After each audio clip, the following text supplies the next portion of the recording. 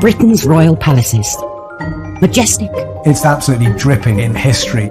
luxurious, The White Drawing Room at Buckingham Palace is like a scene from a Disney film. and packed to the rafters with incredible secrets. Secrets that the royal family would much prefer not to be made public.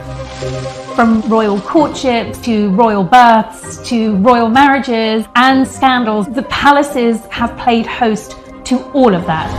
This series goes behind palace walls. The royal palaces represent the monarchy and have incredible history. We'll learn how these iconic creations were built. 16th century kings built with brick in a way that we wouldn't recognise today. This is George IV leaving his mark on the centre of London. Uncover the spectacular palace art housed within them. The royal collection is vast, and I mean vast. It has more than 1 million objects spread across all of the royal palaces. Just imagine what has been collected over centuries. So this collection is unlike any other collection in the world. Discover their gruesome stories. It's an amazing insight into the royals' history, but also our common history. Frankly, you're going to cut the head off a king. It's got to be done in a palace. And relive the recent events that shaped the modern royal family. The whole case was an absolute fiasco and a huge embarrassment. The Queen was particularly aggrieved that Harry had done it in the way that he had. This is The Secrets of the Royal Palaces.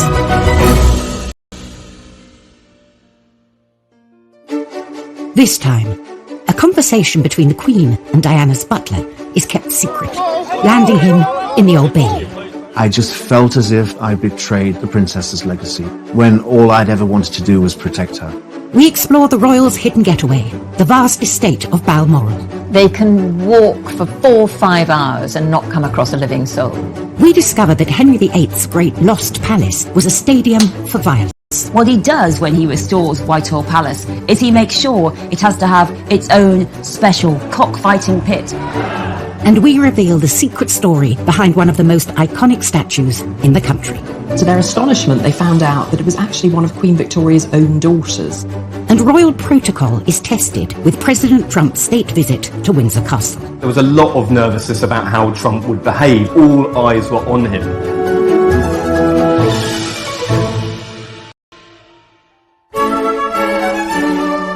The royal palaces are stuffed to the brim with priceless objects and paintings. Every wall, corner and staircase of the palaces is lined with sensational pieces of art, including hundreds of portraits. Throughout history, portraits have normally been for the purposes of state or for propaganda. They are kind of weapons, if you like, in the country. Countless paintings in her reign, often multiple times a year. She has a room in Buckingham Palace, the Yellow Drawing Room, that is specifically set up for artists. And I suspect that she takes the view that sitting for a portrait painter is an occupational hazard. Many of these portraits are displayed across the royal palaces for all to admire. But sometimes an artist delivers the unexpected. Ladies and gentlemen, I give you Lucian Freud. Lucian Freud was one of the most successful, popular, figurative artists of the 20th century. He was particularly well known for his really searingly truthful images of people. For nudes, which are very uncompromising, quite gritty, not particularly pretty. So eyebrows were raised when the Queen agreed to be his subject. It's quite a brave decision of the Queen. Freud offered to paint the Queen for free. And after years of secret negotiations, the Queen accepted. He kept insisting that the Queen would need to come to his studio, and he was asking for at least 72 sittings. The Queen, of course, is a phenomenally busy woman. She doesn't normally give more than a handful of sittings to any one portrait painter. Eventually they compromised. Freud would come to the Queen, painting her in the Royal Collection's Paint Conservation Studio in St James's Palace, where she would sit for 20 sessions, fewer than the original 72 sittings requested. When he realised he would have much less time, was he just immediately shrunk the size of the canvas. It's a really small, almost postcard-sized painting of the Queen. You'd see this cropped version of the Queen's head and shoulders with just that edge of the crown coming over her head. She could almost be one of us. The finished piece, a small headshot, just 9.5 inches by 6 inches, caused quite a stir when the public got its first glimpse in December 2001. It was definitely a Marmite moment. People loved it, people who hated it, and nobody was in between. You had some newspapers saying it was deep and exploratory, and then you had others saying it was an absolute travesty, and how could this thing be let out in public? He's not exactly a flattering portrait painter. But there was a secret reason the portrait didn't look quite right. Freud's painting hadn't gone to plan. Freud actually slightly mucked it up. He decided that he wanted to add the diamond diadem on the Queen's head, but he didn't have room on the canvas, so what he had to do was actually add a layer of canvas at the top. It's quite funny that after all those years of planning, he actually had to slightly bodge the job in the end. What the Queen thought, work of art, but he gave it to her, and I think it's one of the most valuable things in her collection. The Queen doesn't actually own the priceless art and artifacts that are given to her. As sovereign, she holds them in trust for her successors and the nation. And the same is true of her palaces. Windsor Castle, Buckingham Palace, St James's Palace, Holyrood House, they are all owned by the country, the state. The only two royal residences that the Queen actually owns are beautiful Sandringham Estate in Norfolk and Balmoral in Scotland. For nearly 170 years, Balmoral has been the royal family's secret retreat in the Scottish Highlands. Balmoral is very Scottish. It's set in the most beautiful countryside in the Highlands of Scotland. The royal family's annual summer holiday here is a time for them to embrace all things Scottish. So you'll quite often kind of be woken up with the sounds of bagpipes. Being a Scot, that's something I wouldn't mind actually having a piper wake me up. In 1842, Queen Victoria and her husband Prince Albert fell in love with Scotland. She was infused by the romance of Scotland. She loved it, and so did Prince Albert. It reminded him of his native Germany, the great mountains of Bavaria, which of course were dotted with romantic castles. Victoria and Albert decided to invest in a Scottish castle of their own and bought one without ever having seen it. A painting was enough to make them part with £30,000, around £4 million in today's money, for Balmoral in the Cairngorms. Queen Victoria said it was a perfect place to escape from the sadness of the world. At that time, wars were raging across Europe. They'd found the perfect location, but there was one small issue with the castle itself. When they got to visit in 1848, Victoria said, well, yeah, it's lovely, but it's a bit small. So they moved into the existing castle and started building a bigger one 100 yards away. When it was finished, it had 70 rooms, including a huge ballroom. Its 7-storey tower harks back to medieval defensive tower houses, while its pepper-pot turrets are reminiscent of French chateaux. But Victoria and Albert's fantasy Scottish castle is not to everyone's taste. Balmoral is a really ugly building. I mean, phenomenal. It is a country house with an overscaled tower. It looks like a grand landscape. In addition to the castle, there are 150 other buildings dotted throughout the estate, including farms, cottages, and a distillery. But hidden away in a remote part of the estate lies a particularly important building. This is Glas Old Shiel, on the shores of Loch Mick. Nestled beneath a mountain, this remote spot is perhaps the most beautiful place on the estate. And this lodge reveals the untold story of Balmoral and Victoria and Albert's lost love. Coming up on Secrets of the Royal Palaces, the Kensington Palace butler fighting for his life. I had no backup, no defence. I was heading straight to prison. And the secrets of the witches of Holyrood. They find what they say is the devil's mark on her genitals. And she said, yep, it's true. I was the devil's witch.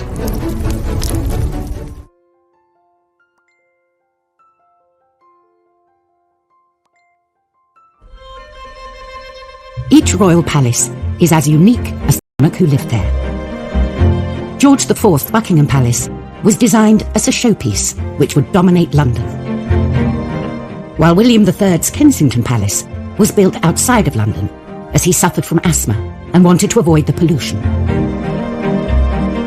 But none of the palaces are as closely associated with a particular monarch as Queen Victoria's Balmoral Castle. Balmoral, the Royal Scottish Retreat. It's not just a house, it's a 50,000-acre estate. That's almost twice the size of the city of Manchester.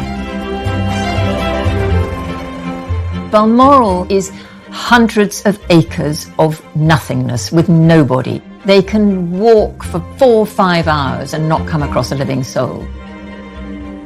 Queen Victoria and Prince Albert bought the estate as their ultimate secret love nest, a place where they could get away from the court and be together.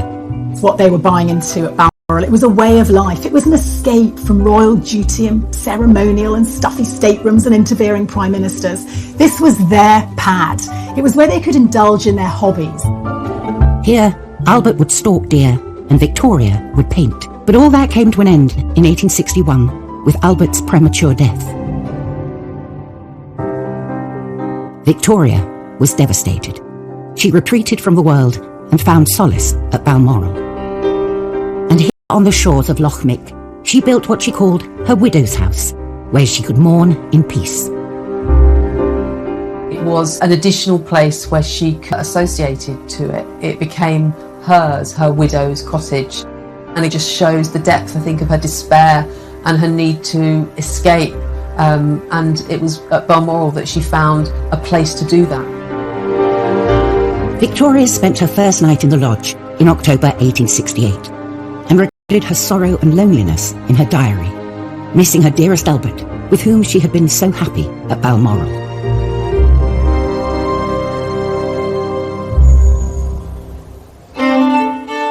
In recent years, this lodge has been a favourite spot for royal picnics, and sometimes they open it to non-royals. One of its outbuildings is a bothy, a resting place for hikers.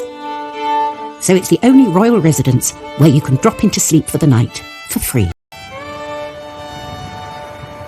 Another hidden building on the estate, about a mile from the main castle, is particularly special to our current queen.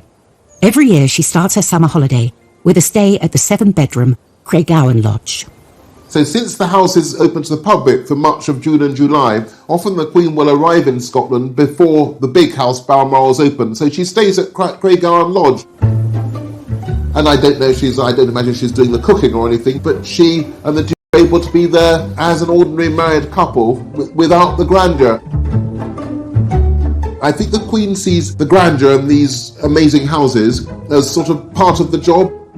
But the Queen, like anybody else, can only be in one room at a time. So one room at a small house is probably rather a nice change. For a person who can never go on a normal holiday like the rest of us, Balmoral is incredibly important in the summer as her retreat and her place to explore the Highlands. Balmoral has been the royal family's secret escape for generations, hidden away in the vastness of the Scottish Highlands. But not all Scottish palaces have such sedate and serene history. Scotland's James VI, who became James I of England after the union of the Scottish and English crowns, used the other Scottish palace, Holyrood House, as a court. He made himself judge, jury, and executioner in the trial of Agnes Sampson. James VI is convinced that witches are out to get him. And it all really starts with bad storms. His wife, Anne, she's coming over from Denmark to marry him, and he decides that the bad storms on the way are caused by witches who are trying to kill the future queen. So James called for one woman, Agnes Sampson, to be brought to Holyrood House, and she's questioned. And in front of the king, she refuses to say she's a witch. She says she's innocent. So she's taken to the Holyrood cells. It's got these 4 teeth. 2 go into one cheek and the other 2 go into the tongue. It's really torture. And still, she's not saying anything. She's not giving up. And then they decide to look for the devil's mark. And what they mean by a witch mark is what we'd see as a mole, even a freckle. I mean, they're that desperate, sometimes even a freckle will do. So finally, they find what they say is the devil's mark. on her genitals, on her privities, as they put it. So that is really the moment when Agnes crumbles. She said, yep, it's true. I was the devil's witch. So Agnes, poor woman, is burnt at the stake, and James, he is convinced that witchcraft exists. He writes a witch hunting guide, Demonology, a book that you can use for hunting down witches, and we think about 4,000 people are burned and killed as witches in Scotland. And all of this hysteria, all these deaths, they all began with James' trial of Agnes Sampson at Holyrood House. Throughout history, the royal palaces have played the part of the ultimate backdrop to some of the greatest affairs of state and political intrigue the country has ever seen. They've seen death, they've seen murder, they've seen marriage. Look at them, that's called a microphone. There's absolutely nothing that hasn't happened in these palaces. But what really gets the public interested are the secrets behind the drama.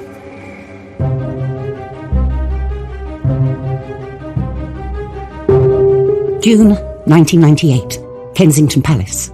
10 months after Princess Diana's death, her former butler, Paul Burrell, is spotted by the police. Duty police officer at Kensington Palace noticed Paul Burrell pulling up at about 3:30 in the morning, loading up his car with a couple of evening dresses and a wooden box. 3 years later, the police launch an investigation into the suspected sale of Princess Diana's personal possessions in America. It led police to Burrell's Cheshire home, where he was then living with his wife and 2 sons, and a dawn raid. When the police came to my family home that day, the bottom of my world fell out. I felt completely helpless and hopeless. Police spent 12 hours searching his house and found hundreds of Diana's possessions. It didn't take them very long to find about 2,000 different items. One officer went up into the loft and said, it's wall-to-wall royal dresses and stuff up here. The police's view was that this man was helping himself and stealing Diana's possessions. Burrell had worked for the Queen for 10 years. He was then I was invited into her world. I became part of her world and became closer and closer as the years went by. Diana felt that she could trust him, she confided in him, and as he later revealed, she did ask him to provide some very intimate services, including smuggling boyfriends into Kensington Palace late at night. It all came to a boiling point when the couple decided to lead separate lives and separate. Charles said to Diana, you can have anything you want. What do you want? Do you want the furniture? Do you want the silver? You name it. Make a list. So she made a list. And on top of that list, she put my name. And when Charles saw it, he said, you can't have Paul. Paul came from my mama, and I need him for the future. But Charles, Princess Diana said, you said I could have anything I wanted. And I'm taking Paul with me to London. She believed that Paul Burrell was one of the few people in the world that she could trust implicitly to do what she wanted and to be her man, if you will.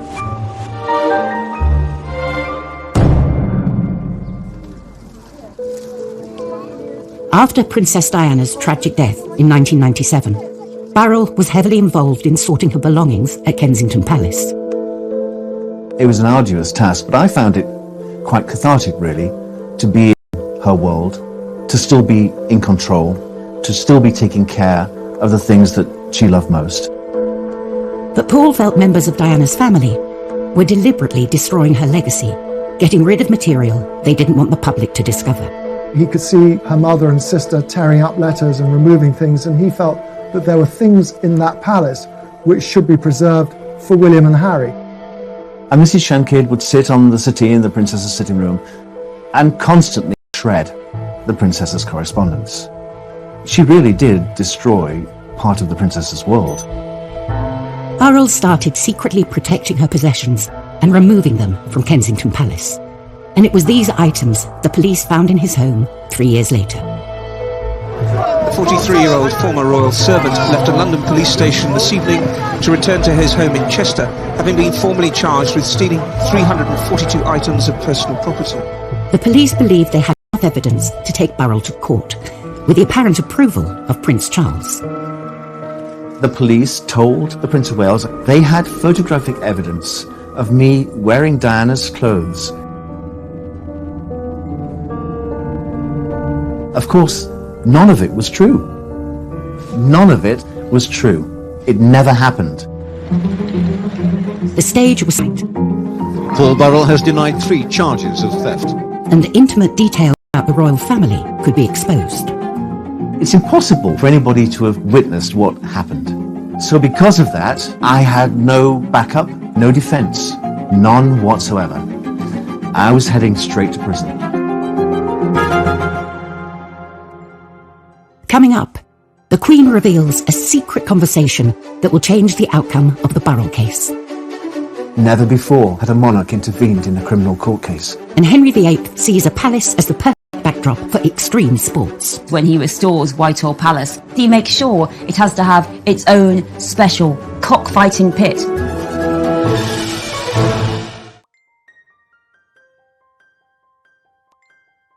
In that palace, which should be preserved for William and Harry.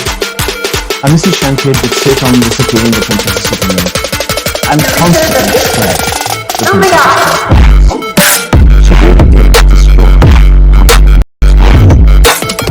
Burrell's largest secret and it was these items that police found in his home 3 years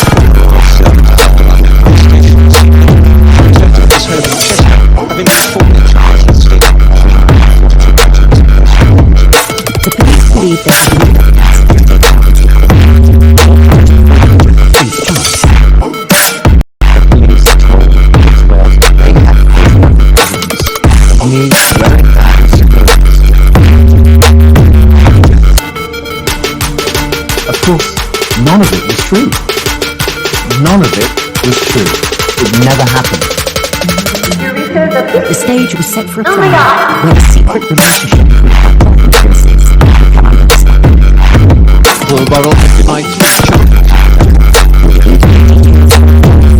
Would be exposed. It's impossible for anybody to have witnessed what happened. So because of that, I had no backup, no defense. I was heading straight to prison. Coming up, the Queen reveals a secret conversation that changed the outcome of the Burrell case. And Henry VIII sees a palace as the perfect. He makes sure it has to have its own special cockfighting pit.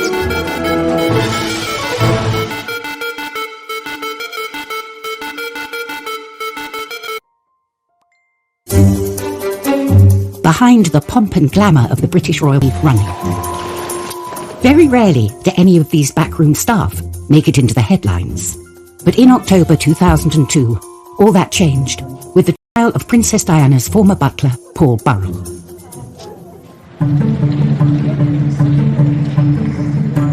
Burrell was accused of stealing possessions worth millions from Diana's Kensington Palace home. The police wanted my head on a spike. They wanted me in prison. Because then I would never, ever have been believed again. In his defence statement, Burrell mentioned a conversation he had had with the Queen after Diana's death. We were standing in her sitting room, just the 2 of us, and we had a very open, frank discussion.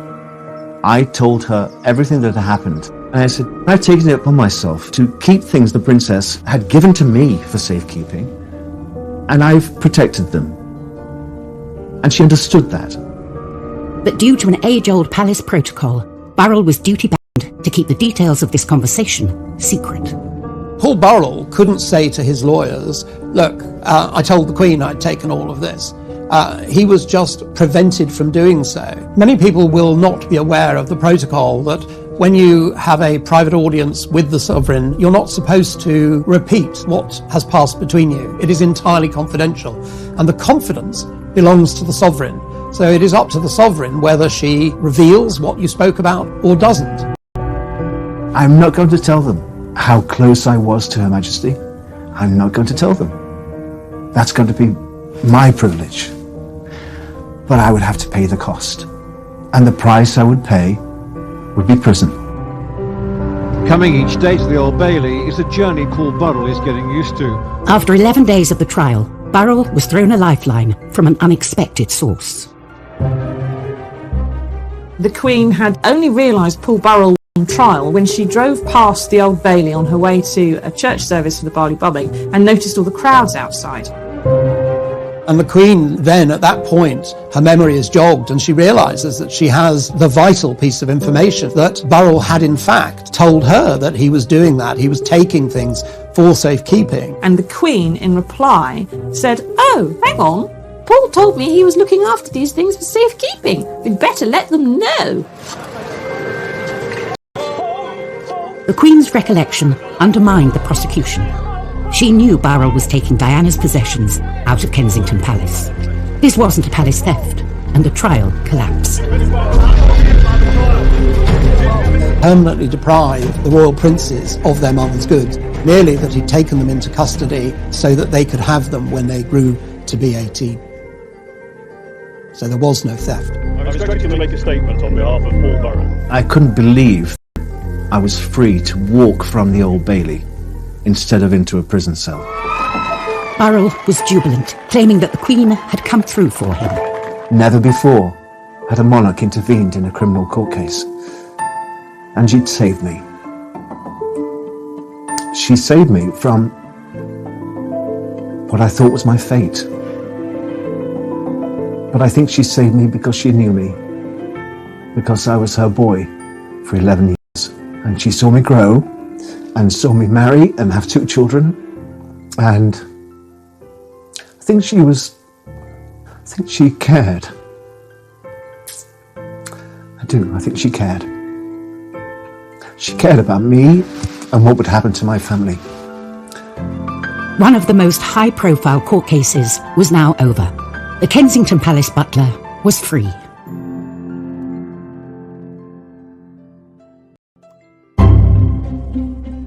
Henry VIII's great lost royal residence, Whitehall Palace, stood in the heart of the British establishment before it was destroyed by fire in 1698. This palace was built for excitement. It was a pleasure palace, thanks largely to the cockpit at court. Henry VIII's Whitehall Palace, it wasn't what we'd imagine to be a palace. There were 4 tennis courts and a tilt yard for doing jousting. Henry VIII was a great sportsman, and when he was outside London in Hampton Court or Windsor, he went out hunting. And when he was in London, the sport he did was watching animals beat each other up to death. Cocks, bears and dogs. Actually, cockfighting had really been wearing down in its popularity. Henry comes to the throne and cocks are back. And what he does when he restores Whitehall Palace is he makes sure it has to have its own special cockfighting pit, the large building surrounded by seating, so that when those 2 cocks go and fight it out, everyone can watch them and cheer them on. And Tudors loved it. It was not a time for happy lives for animals. You know what stands on the place of Henry VIII's cockfighting pit? That is now 10 Downing Street, the Prime Minister's residence, where those big, puffed-up cocks fight it out for power and glory behind closed doors. Whereas Henry VIII's Whitehall Palace was built in the centre of London, British establishment, Balmoral was built as far away from it as possible. For Queen Victoria and Prince Albert, it was their secret local culture and incorporated it into their castle. Balmoral is quintessentially Scottish, and quite deliberately. It was seen very much as an opportunity to make the British monarch seen as more Scottish rather than simply an English monarch. Victoria and Albert immersed themselves in the Highland life, especially when it came to their decor. Balmoral is entirely clad in tartan. That was always the intention. The carpets were tartan, the seat covers were tartan, the curtains were tartan. No doubt they wore tartan. In the servants' quarters, on the floor was tartan linoleum. And if you looked at the walls, loads of stags' heads and antlers and deer skins on the floor as you come in through the main entrance. It was a theme park of Scottishness. Victoria and Albert's obsession with tartan was actually a secret political ploy to win back the support of the Scots. In the middle of the 18th century, Victoria's great-great-grandfather, George II, had invoked the massacre of Glencoe. Tartan was banned. Any affiliation with Scots or Stuarts against the English kingship was treasonous. And so for Victoria to start to rebind the links with the people of Scotland went down really well. A century and a half later, have our modern royals torn out the tartan? Few had seen inside this private home until 2013, when New Zealand's Prime Minister John Key broke protocol and shared a photo of the Queen's private living room. And what you see there is a glimpse of an interior which was undoubtedly familiar to Victoria and Albert. I mean, their own portraits, Victoria and Albert, still either side of the fireplace that they commissioned and saw built. There are still tartan carpets wall to wall there. Some of their furniture still survives in situ. It's simply been comfortably updated through time, and I rather like that. While in Balmoral, you can walk for miles without bumping into another living soul. In London's Kensington Palace, you can't turn a corner without bumping into a royal. In fact, it houses more royals than any other residence, including the future King and Queen. And watching over this palace is Britain's second longest reigning monarch, Queen Victoria. This marble monarch greets over 500,000 palace visitors every year. But the creation of this statue is one of the palace's greatest secrets. Completed in 1893 to commemorate her Golden Jubilee a few years earlier, the young, slender figure is not the Victoria we think of today. The image most of us have of Queen Victoria is when she was old, when she was a widow, she was dressed in black, and she looked pretty. Commissioning this statue, the powers that be decided on an open competition, allowing anyone to enter a design. Various people sent in sketches. One came in anonymously, and it was decided by the commission unanimously that that was the sculpture they were going to go for. Little did they know, this was no ordinary submission. To everyone's surprise, the winner was actually a female sculptor, which in itself was pretty amazing. But then, to their astonishment, they found out that it was actually one of Queen Victoria's own daughters, Princess Louise. The sixth child of Victoria and Albert, Princess Louise, was something of a rebel princess. Princess Louise was probably the least conventional of Victoria's children. She rode bicycles, she smoked cigarettes, she had numerous affairs. She believed strongly in women's rights and suffrage. She also was very artistic. She wanted from a young age to go into what at this point was a male-dominated world of art and sculpture. Unsurprisingly, there were lots of subjects Louise and her mother did not see eye to eye on, including her sculpting. Victoria very much disapproved of her daughter's interest in sculpture. She thought it was a masculine art form and really unseemly for a princess. But the rebellious princess stuck to her guns. After much pushing and cajoling, she persuaded her mother to let her go to the National Art Training School, now the Royal College of Art.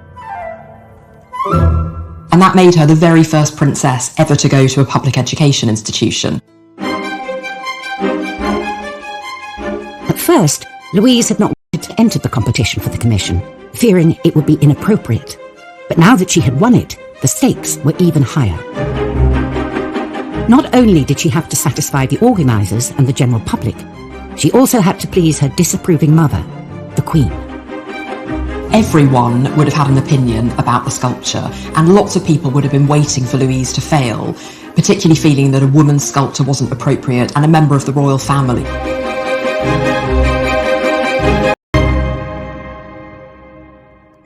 Coming up, what would the forbidding Queen Victoria make of her daughter's artwork? You get a sense of the pressure coming from all directions. And President Trump refuses to follow the rulebook while visiting Buckingham Palace. Trump being Trump lands his chopper in the middle of the Buckingham Palace lawns.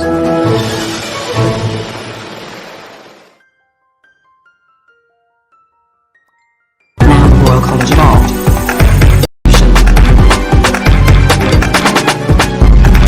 First, Louise had not wanted to enter the competition, fearing it would be inappropriate. But now that she had won it, the stakes were even higher. Not only did she have to satisfy the organisers and the general public, she also had to please her disapproving mother, the Queen. Everyone would have had an opinion about the sculpture, and lots of people would have been waiting for Louise to fail, particularly feeling that a woman's sculpture wasn't appropriate and a member of the royal family.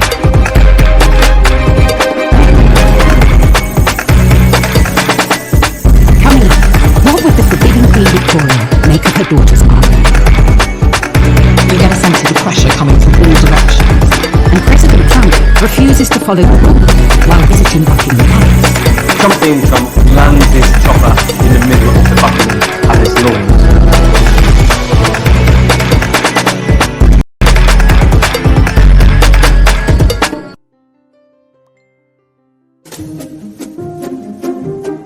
Kensington Palace houses more royals than any other residence. You've got Princess Eugenie and her husband Jack Brooks back there. Of course, you've got the Cambridges, the Department 1A, and the Gloucesters. I mean, the royals are very much packed in to Kensington Palace.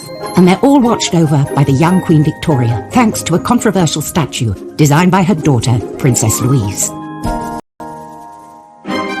The rebellious sixth child of Queen Victoria had secretly entered and then won a competition to create a sculpture of her mother at Kensington Palace. Now, she had to deliver. Louise herself lived in Kensington Palace, and that's where she'd set up her studio. It, of course, was the palace in which Queen Victoria had been born, so you get a sense of the pressure coming from all directions. The statue had been commissioned to mark Victoria's Golden Jubilee. Louise had to go through source material in order to reconstruct what Queen Victoria would have looked like at her coronation.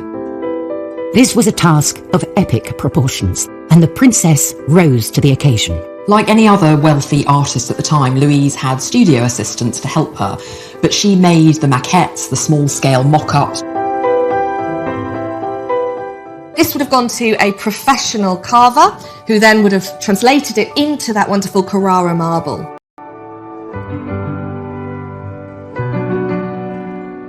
Although the statue had been commissioned for the 1887 Jubilee, it was not completed until 1893, on the anniversary of her coronation. Victoria herself unveiled the statue, but would she like it? She said, "It gives me admirably designed and executed by my daughter." The rebel princess had pulled it off. The Queen loved the statue. Princess Louise carved several other public statues, but her best known is the one she made to stand here, guarding her mother's childhood home.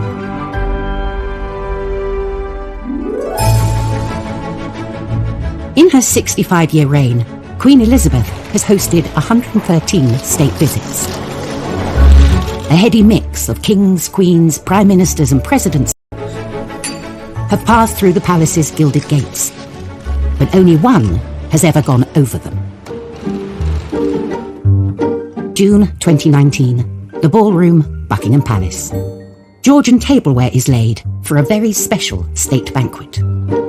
The state visit is very much about putting on the best of British. It's a chance for us to show off and say, this is what we're all about, and the Queen personally will inspect the table. So there's pressure for the butlers. Feeling the heat on this official visit will be American President Donald Trump. Americans love the royal family. Even if you're the President of the United States, it's a big deal to come and meet the Queen. You know, you couldn't get two more opposite people in one room together than President Trump and Queen Elizabeth. The palace was on high alert for any potential banana skins, which wasn't surprising, considering what had happened the first time President Trump met the Queen at Windsor Castle. If you look back at the G20 2018 visit, you know, he did have that huge faux pas. Trump walks in front of her, everybody's cringing. This queen is dwarfed by his gargantuan size and suddenly appears from behind him as an absolute shocker. And his lack of etiquette isn't the only baggage Trump brings with him.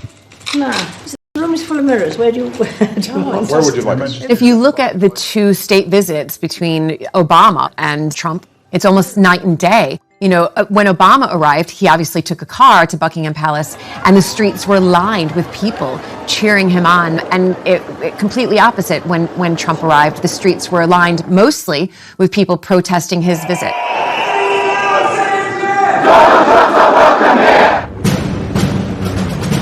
To avoid the anti-Trump protesters, the president decided on an entrance nobody else had done before.